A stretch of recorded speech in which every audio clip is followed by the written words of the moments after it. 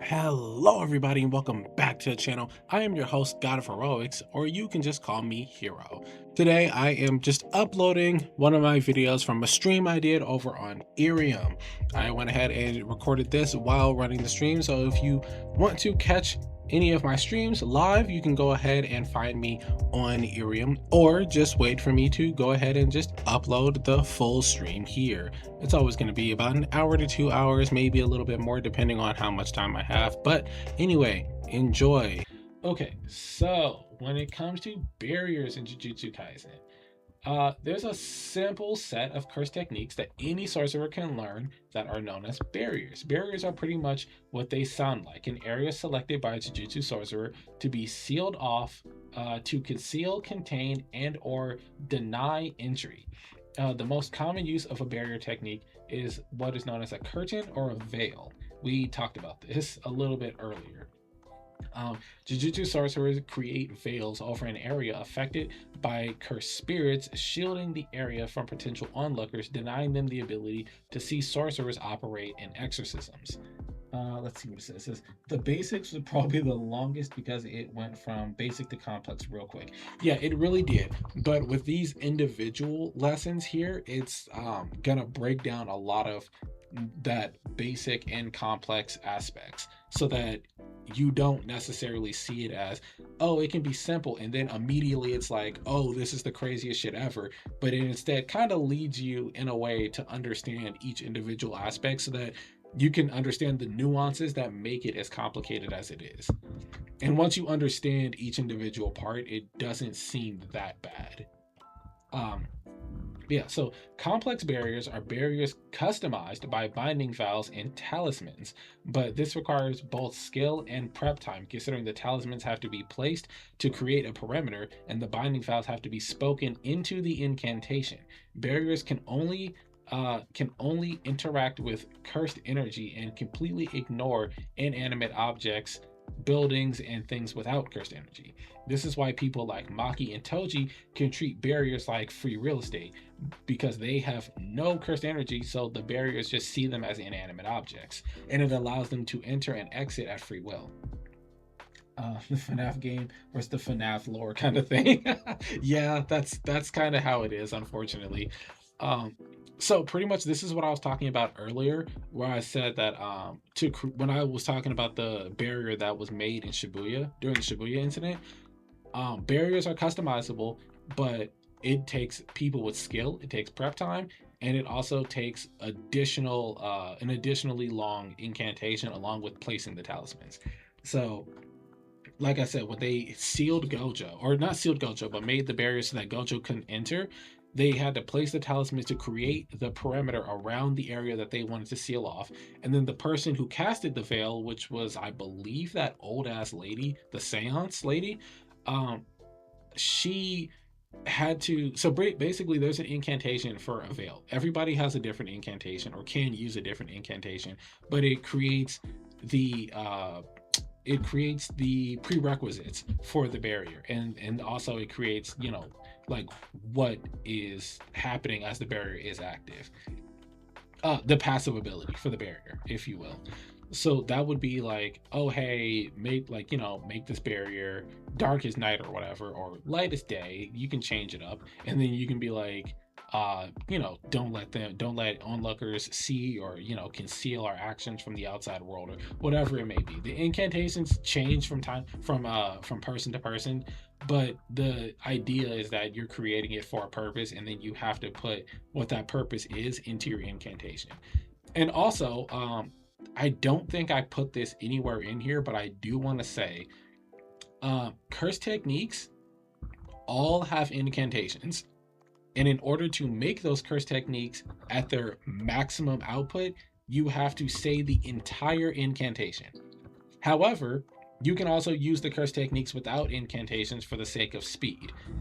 So, for example, Gojo's Hollow Purple has an entire incantation to it, but he doesn't use the incantation so that he can fire it off faster. And Hollow Purple is a relatively powerful technique in its own right anyway, so there's kind of no point in using the incantation, but it does have one.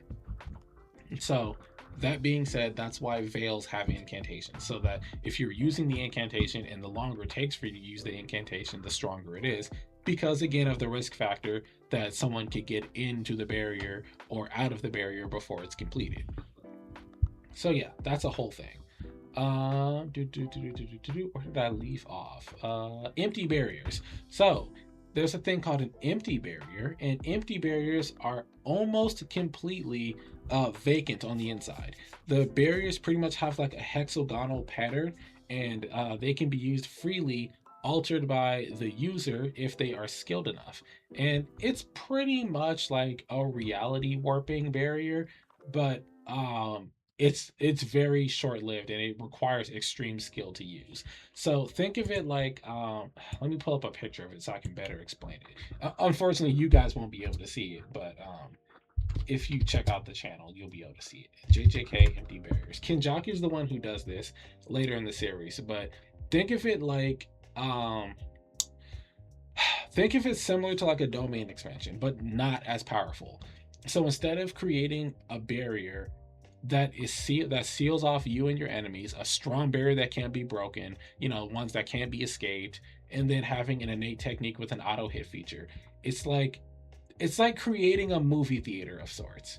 Hi, Ordinary Cherry. Thank you for joining the stream. We were discussing cursed energy today. So we're talking about empty barriers at the moment. So basically, imagine it like creating like a movie theater, but you can change what movie is being played in any direction. So it's not like necessarily an attack, but it can be used for the sake of like over explaining something. So for example, let me pull up what, let me see. There's a panel in the anime that explains empty barriers a lot better than I can. I think I explained it well enough, but I'm pretty sure there's a way to explain it even better. Where is it? It's on a Kenjaku panel. I know that.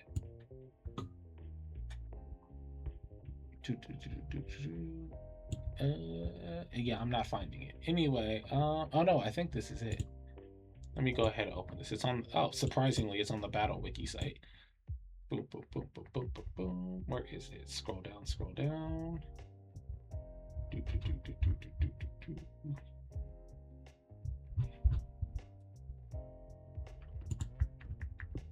Okay, so oh yeah, actually this doesn't even explain it that well. It says the concept that targets cursed energy mass so overwhelming that it surpasses anything inside and out. Yeah, that's really nothing. That's a terrible explanation.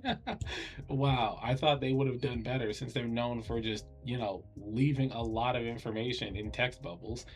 But essentially empty barriers are mostly for a visual aesthetic. Like if I had to explain, like for example, this stream right here, if I wanted to explain to you guys how an empty barrier works, I would be able to place an empty barrier around us. It's a very weak barrier, by the way, but I'll be able to place a barrier around us, and then on the barriers like inside, I will be able to project images from the JJK manga, showing you exactly what an empty barrier is and how it works. It's like looking up Google Images, but in like a 360 surround VR headset, kind of. Probably the best way I can explain that. So next we have a pure barrier, which is the last thing to discuss, and it's also very, very short. So pure barriers. These are the barriers that are casted by Lord Tengen at numerous locations across Japan to boost the strength of all barriers and to suppress cursed spirits created by non-sorcerers. So essentially, a pure barrier, it's just a big buff and debuff. It's a buff to sorcerers and other barriers, allowing them to pretty much use their abilities at a higher level, but it also debuffs cursed spirits, so it wards them away from certain areas that are already encompassed by barriers. I'm pretty sure this is where we stop off with barriers here, because next time we talk about barriers will be domain expansions. But there is another type of barrier to discuss when we get to domain expansions. There's two types of barriers to talk about, and we'll talk about it when we discuss domain expansions. So let's not worry about that right now. The next thing to discuss is binding vows, and let me go ahead and pull up some stuff for my visual learners. Binding vows. I know there's like a lot of JJK panels that talk about binding vows. So for any visual people who will be seeing this on YouTube, when I post it, will be able to see in a way how this works. All right. So for everyone else, let's go over it. So a binding vow pretty much allows a sorcerer to make an equivalent exchange, in a sense, with cursed spirits or themselves or other people. In exchange, like for example, in exchange for bringing Yuji back to life, Suguna would get to take full control of his body for a full minute whenever he says in chain, and Itadori would forget about the binding vow. This is what we talked about earlier when we were talking about Suguna and being in a cage of sorts. So there's self-imposing restrictions that can be harmful potentially to the ones that make them, such as Kinto Nanami, which we talked about earlier. Nanami has access to 80% of his cursed energy while he's on the clock between the hours of 7 a.m. to 3 p.m. But should he need to battle beyond 3 p.m., his cursed energy output increases to 120%. And by the way, 120% is equivalent to hitting a black flash, which we'll talk about actually in this exact same stream. So yeah, 120% of his technique. The simplest way that a sorcerer can force a binding vow is to tell their enemies how their technique works. A little bit of a refresher when we talked about the basics. The tactic here is divulging information that your opponent can use against you, but in exchange, if you land a hit with your technique, it is far more effective. But you know, I hear people all the time like, but if you know how this technique works already, you know, because we talked about it with cursed energy. Well, yeah, first of all, yeah, thanks for being here for that section. But second, I'm aware that this stuff exists. We're just talking about more in-depth stuff. So you see, moving on with binding vows, there's a lot more to talk about because we're about to make a very important connection. A heavenly restriction is actually a binding vow, but instead of making it willingly with yourself or with your cursed energy, it is forced upon you by birth, and therefore it's a permanent binding vow that you literally cannot break, unlike traditional binding vows that can be optional depending on the one making them. So this restriction can go in one of two ways, which we've discussed. This will be the third time we mentioned it here. The first is for a sorcerer to be born with a physical body at its weakest, but their cursed energy is at its highest. And the only example of this is, oh look, I did put his name in here, Kokichi Muto, aka Mekamaru. You know, if I had just waited a little bit, we would have gotten there. He was born missing his right arm and the lower half of his legs. His skin was burning in both the sunlight and the moonlight, and he experienced severe pains that he described as feeling like every pore in his body was being stabbed constantly. Like, holy shit, bro, pick a struggle. If his curse technique was based on his physical pain, Muto would definitely be the Darth Vader of this entire universe. In exchange for his personal hell, Muto possesses high volumes of cursed energy far beyond any other sorcerer, and he uses it to control seemingly infinite number of Mekamaru puppets. And he also has a giant Evangelion-styled mech that he pilots in his final battle at the beginning of Season 2. To give you an idea of how powerful he was, every special attack from his mech was charged with years worth of stockpiled cursed energy, and these attacks were so potent that he was able to attack Mahito's soul directly. The only two examples of being able to attack a soul directly is a black flash, which negates all durability if you attack within a 1/1000th of a second, which is fast as shit, and the other example being the freaking sword that we talked about earlier, the soul split katana that Toji and Maki both use. This is goddamn. I just asked someone for YouTube purposes in my lifetime subscription. Yeah, no, genuinely, the amount that's so I can't even blame him, by the way, because of this eternal hell that he was literally born in. um he makes a deal with Mahito where he keeps tabs pretty much on everyone and finds out where those death wound paintings are, and he essentially gives Mahito a lot of information that the enemies use against him and his homies. But in exchange for this, Mahito fully restores his body to that of like a normal person. So I can't even lie. I would probably do the same thing because like he had to deal with this every day of his life from the day he was born. And he's like what, 15, 16 years old? Yeah, I absolutely would not be wanting to deal with that every freaking day, and not a day later either.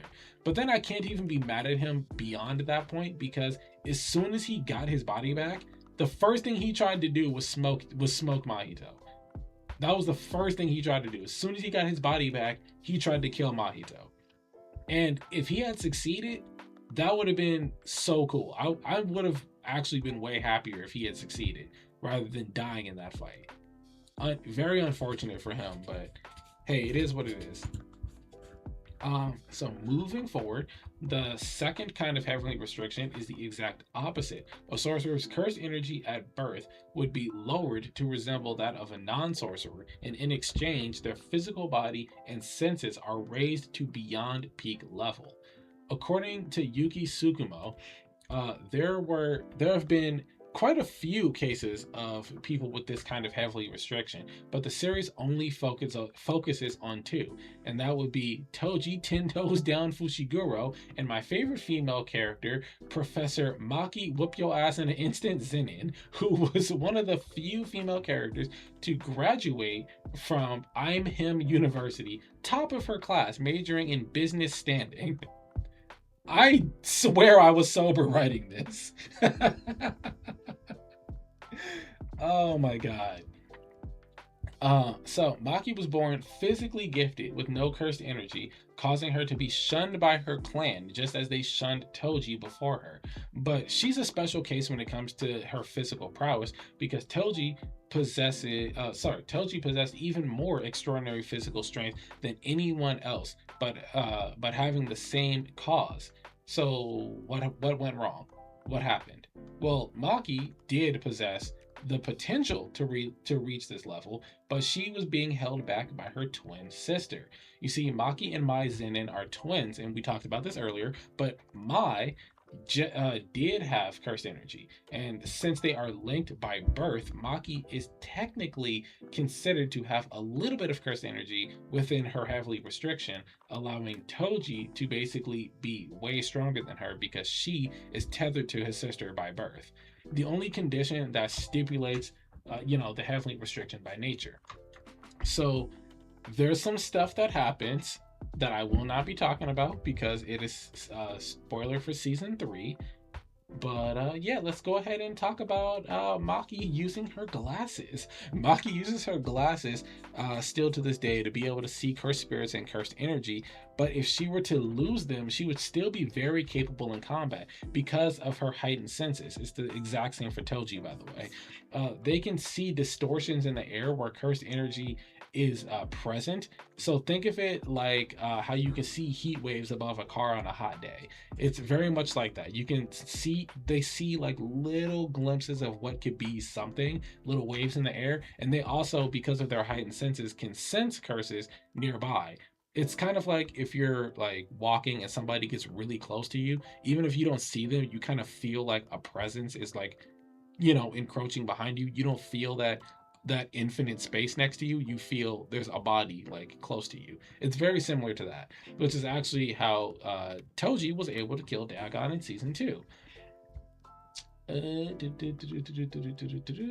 So we can skip all of this because most of this, because a lot of this was talked about before with Toji and Maki, because of their heavenly restrictions, are considered inanimate objects to domains. So when they go into someone's domain, Well, if someone was to expand a domain expansion, they would be able to walk in and out at free will without, having to worry about having to break through the barrier. They also wouldn't have to worry about getting hit with any innate techniques. The sorcerer they're fighting would have to target them specifically, and it wouldn't be an instant hit because, again, in the eyes of sorcery, they would basically be considered inanimate objects. So they would have to be targeted specifically. Let's see what you said. It says this girl has the instincts of a trained deadly sniper. Yeah, absolutely, 100%.